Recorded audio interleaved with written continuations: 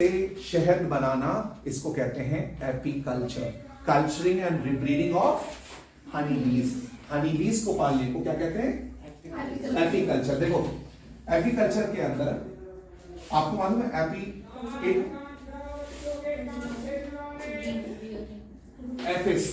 Apis कहते हैं हनी बीज को। एपिस का मतलब हनी बीज, तो हनी बीज का साइंटिफिक नेम होता है एपिस, तो इसलिए एपीकल्चर का मतलब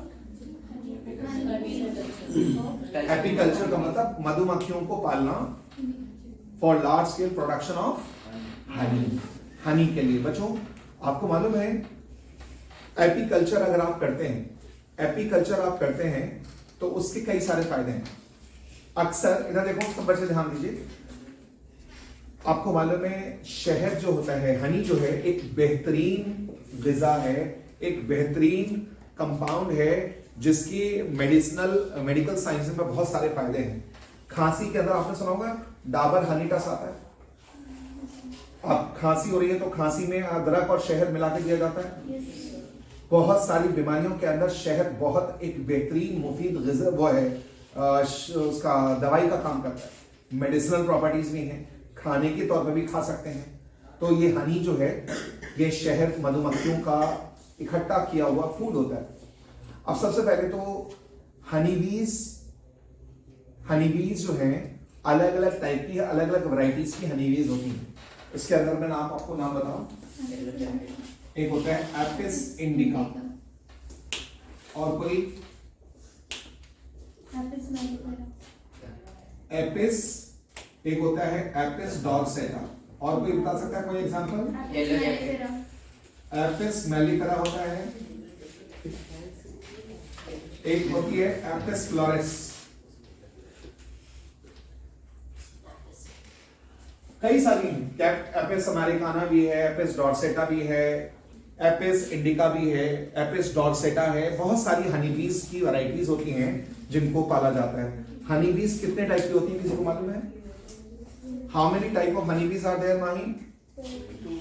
इधर देखो, 3 हनी बीज 3 टाइप की होती है बेटा।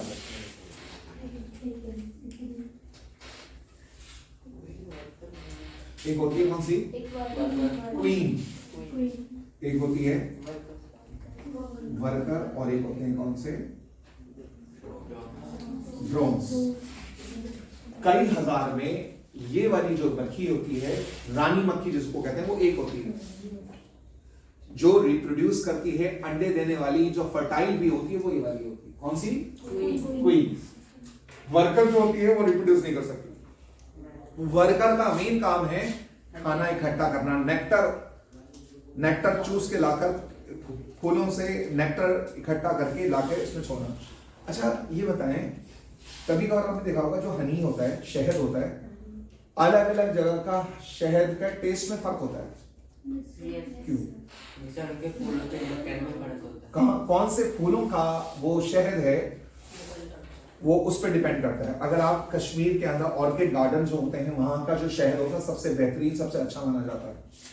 इसके अलावा कुछ, मान लीजिए एक पेड़ होता है दतूरा कैनाबिस सटाइवा का एक पेड़ होता है। अगर ऐसी जगह है तो वहां पर आप देखेंगे कुछ हल्का सा कसैला टेस्ट होता है शहद में, अगर ऐसे पेड़ों का वो नेक्टर है।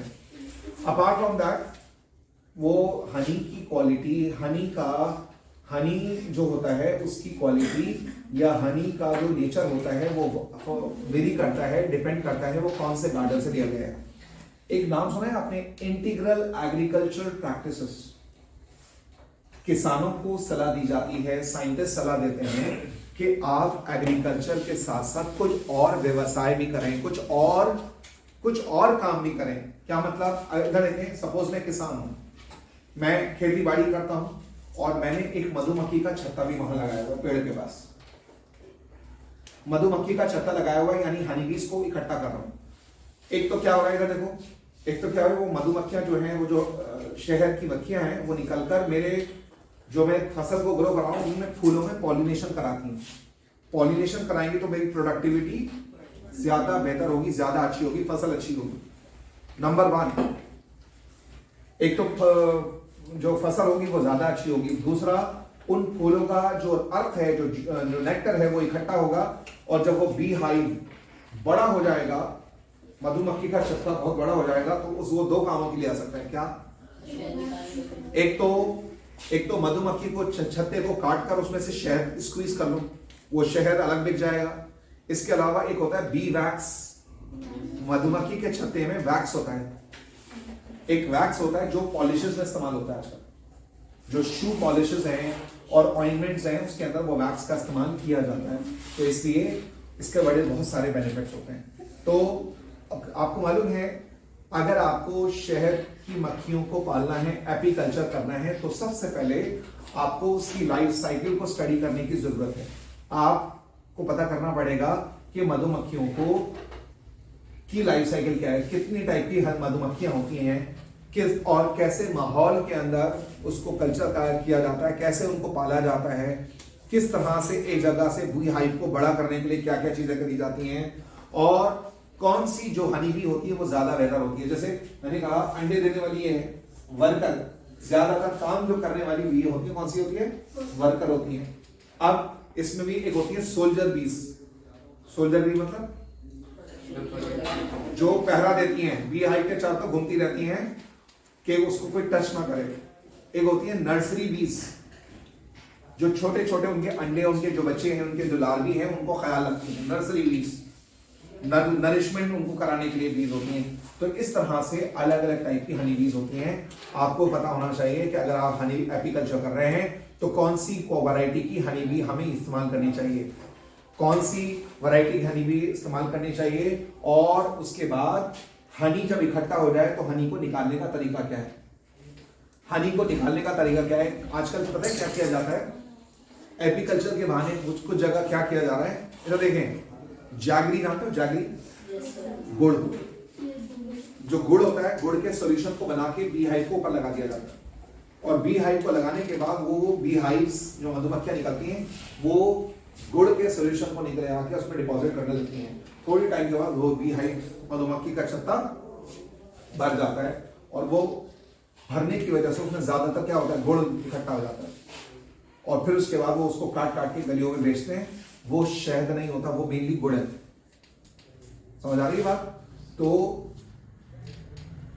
अगर आप एपीकल्चर कर रहे हैं तो एपीकल्चर के लिए you need to learn how to do the apiculture. आपको एपीकल्चर कैसे करना है, मधुमक्खियों को कैसे पालना है, कौन सी मधुमक्खी आपके लिए बेटर है, कब वो अंडे देती है, कब वो रिप्रोड्यूस करती है, ये सारी चीजें आपको जानना है, तभी आप एपीकल्चर कर सकेंगे।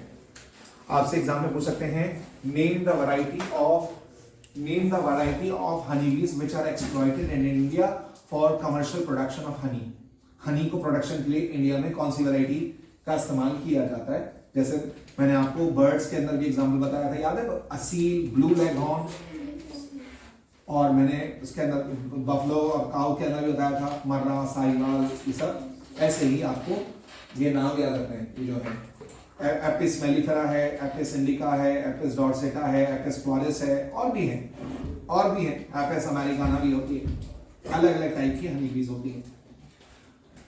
देन ये हुई बात एपीकल्चर। तो एपीकल्चर करने के फायदा है, एक किसानों का एक एक्स्ट्रा इनकम बढ़ जाएगी, खेती बाड़ी के साथ साथ उसमें से जो हनी मिलेगा उसको इस्तेमाल। आप लोग इस्तेमाल करते हैं हनी का, शहद का इस्तेमाल करते हैं? Yes, sir. रोजाना इस्तेमाल करने की हैबिट बना लीजिए, खास तौर पे सर्दियों में। आजकल विंटर्स में try to use honey along with small pinch of kalonji. कलौंजी जानते हैं? Yes, sir. एक चुटकी कलौंजी के साथ, हाँ, तो वो बेहतरीन आपके लिए है, आपकी इम्यूनिटी के लिए भी अच्छा है, आपके थ्रोट्स, आपकी गले के लिए भी अच्छा है, आपको इम्यूनिटी भी स्ट्रॉन्ग कराएगा, तो इम्यून बूस्टर भी है। तुलसी के भी पत्ते का इस्तेमाल कर सकते हैं, अश्वगंधा भी, अदरक भी इस्तेमाल कर सकते हैं। तो हनी जिस तरह से भी आपको अच्छा लगे, हनी का इस्तेमाल किया करें आप लोग। समझ आ रही बात? हनी का इस्तेमाल की एक मामूल बनाने, एक रूटीन बनाने, हनी का इस्तेमाल किया करें। ओके,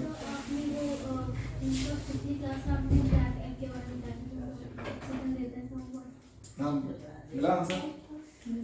मैंने बताया था आपको कौन से वो मुर्गे होते हैं या होते हैं जिनके ब्लैक एग्स होते हैं। बताओ, ब्लैक कलर के एग्स होते हैं, ग्रे कलर के एग्स होते हैं। किसी को नहीं मिला आंसर? एब्सेंट थी। किसी को मिला आंसर? चलो अभी मैं बताता हूँ उसके बारे में। पहले नहीं समझ आ गया? ऐसे ही मैंने सेरिकल्चर भी बता दिया था आपको। सेरिकल्चर का मतलब लार्ज स्केल पे हम जब कल्चरिंग करते हैं किसका? Silk worm. सिल्क वर्म को पालते हैं कौन से प्लांट पर? मलबरी, मोरा साल्वा। एक प्लांट का नाम होता है मोरा साल्वा मलबरी। शहतूत का पेड़ के ऊपर जब हम बॉम्बिक्स मॉरी हनी उसको कहते हैं।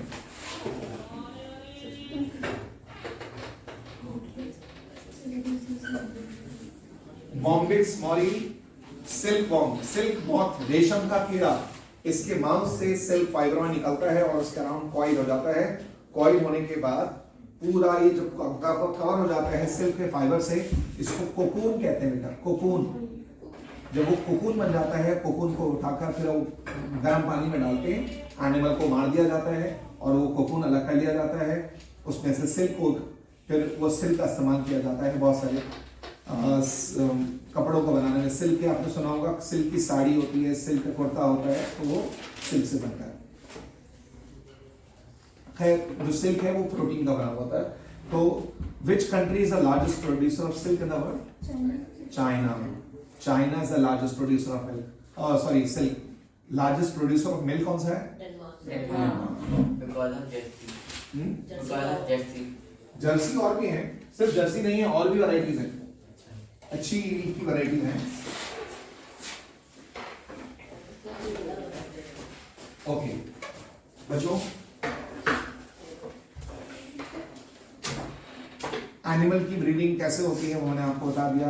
मछलियों को पालते हैं, फिशेस को पालते हैं, सेरिकल्चर करते हैं, ये सारी चीजें हमारे फायदे के लिए होती हैं।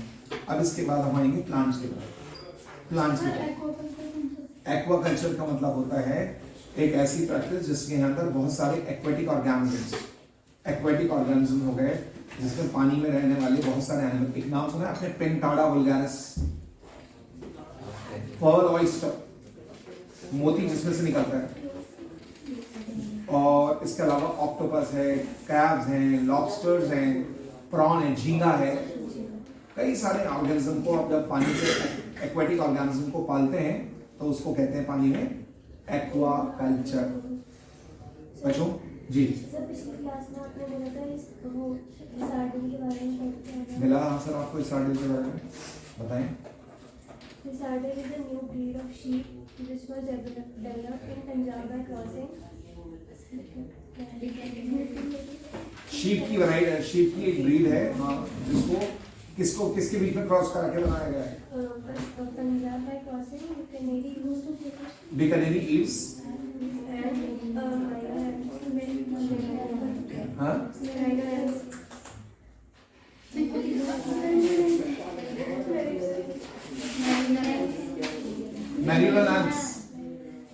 मैरिनो लैंस और बीकानेरी ईव्स को क्रॉस करा के जो ब्रीड बनी थी उसका नाम था हिसार डेल। क्यों बनाया था इसको बेटा? शीप की इस वैरायटी को बनाने की वजह क्या थी? पंजाब में हम लोग जब ब्रीडिंग कराते हैं, क्रॉस ब्रीडिंग कराते हैं, क्यों कराते हैं?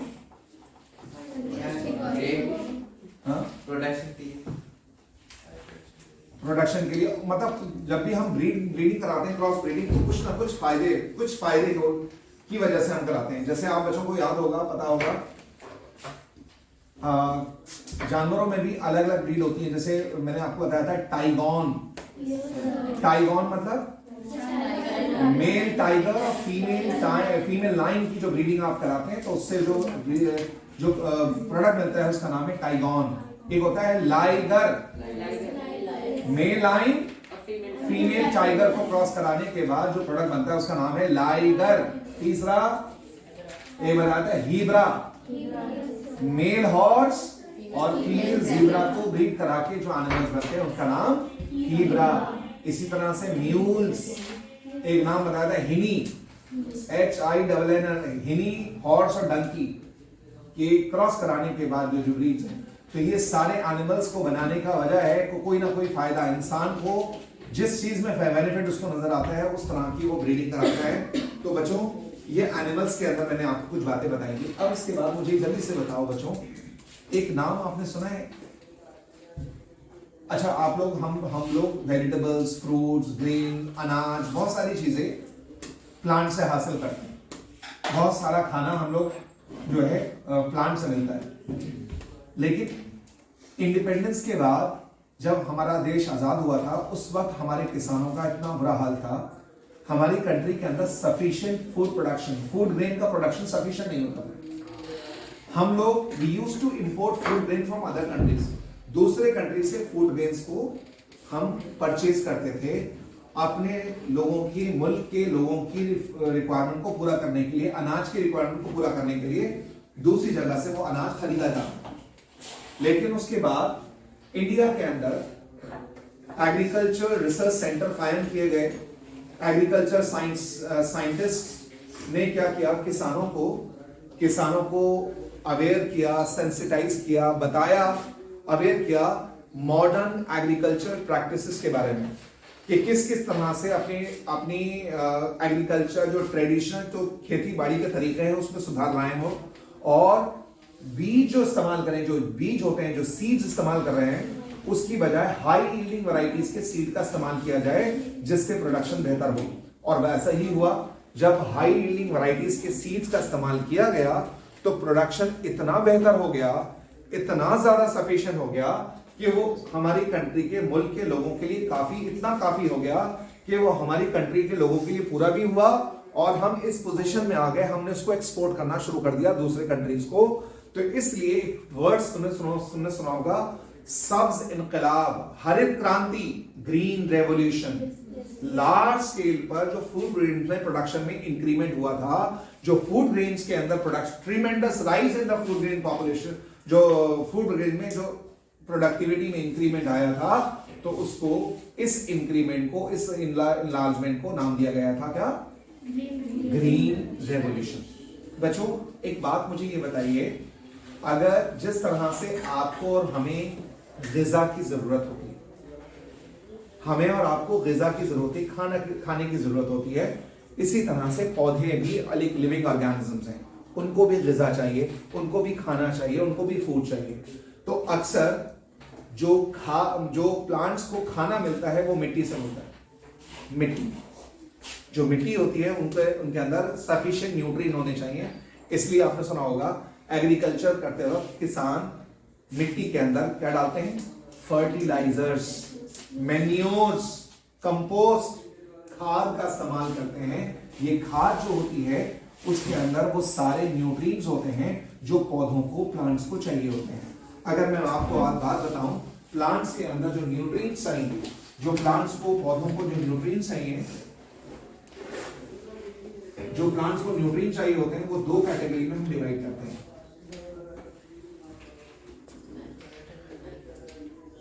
ये कौन से होते हैं? और एक होते हैं माइक्रोन्यूट्रिएंट्स। क्या फर्क है दोनों में? मैक्रोन्यूट्रिएंट्स वो न्यूट्रिएंट जो किसी प्लांट को ज्यादा मिकदार में, ज्यादा क्वांटिटी में रिक्वायर्ड होते हैं, उनको मैक्रो कहते हैं। और जो कम मिकदार में, कम क्वांटिटी में चाहिए, उसको क्या कहते हैं? माइक्रो। और उसकी वैल्यू अगर आप याद रख सकें, कितना?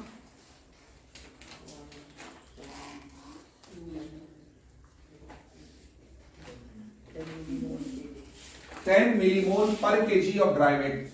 पौधे का जो ड्राई वेट है, ड्राई वेट का मतलब होता है उसमें सारा पानी निकालने के बाद जो सूखा हुआ जो मांस बचता है, जो ड्राई वेट होता है, उसके रिस्पेक्ट में अगर जो न्यूट्रिएंट 10 मिलीमोल या पर केजी इतनी मिकदार में या इससे ज्यादा अमाउंट में रिक्वायर्ड है, तो हम उसको क्या बोलेंगे? मैक्रोन्यूट्रिएंट्स। और जो उससे कम क्वांटिटी में चाहिए उसको क्या बोलेंगे? इसमें कौन कौन से न्यूट्रिएंट आते हैं बेटा? Carbon, hydrogen, oxygen, nitrogen, phosphorus, potassium, sulphur, इसके अलावा मैग्नीशियम, कैल्शियम, ये सारे जो हैं मैक्रो में आते हैं। माइक्रो में जो कम रिक्वायरमेंट चाहिए होता है उसमें आयरन है, कॉपर है, कोबाल्ट है, मॉलिब्डेनम है, सोडियम है, फ्लोराइड है, आयोडाइड है, बोरॉन है, ये सारे, और ये मैग्नीज है, ये कम क्वांटिटी में चाहिए, तो मैक्रो और माइक्रो, मैक्रो ज्यादा क्वांटिटी में पाए जो पौधों को चाहिए, और माइक्रो जो कम क्वांटिटी में चाहिए। बच्चों एक टेक्निक है, शायद जानते हो आप,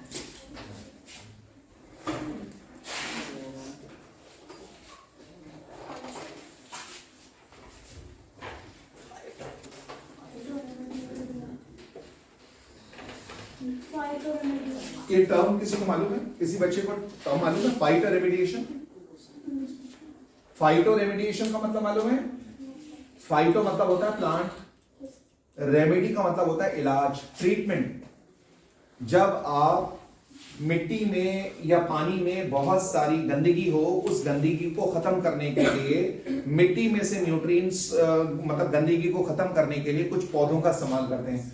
कुछ ऐसे पौधे हैं जिनकी जड़ें जो हैं मिट्टी में से और पानी में से गंदगी को एब्जॉर्ब कर सकते हैं। तो अगर आप कुछ प्लांट्स को इस मकसद के लिए लगाते हैं, किसी नदी के किनारे या किसी मिट्टी में जहां गंदगी बहुत है, वहां पर ऐसे पौधे लगा दें कि वो सारी गंदगी को एब्जॉर्ब कर लें, तो उससे क्या होगा, पानी की क्वालिटी को बेहतर बनाया जा सकता है। इस मेथड को क्या कह सकते हैं? Phytoremediation. It is the need of the hour. हमारी कंट्री में, हमारी दिल्ली के अंदर इस मेथड को किया जा सकता है। यमुना के किनारे ऐसे पौधे लगाए जा सकते हैं जो अपनी जड़ों से बहुत सारे केमिकल को अपने अंदर जज्ब कर लें, तो उसको कहते हैं फाइटो रेमिडिएशन। इसी तरह से एक और टेक्निक होती है जिसका नाम क्या होता है? Bio remediation. रेमेडी मतलब ट्रीटमेंट, इलाज।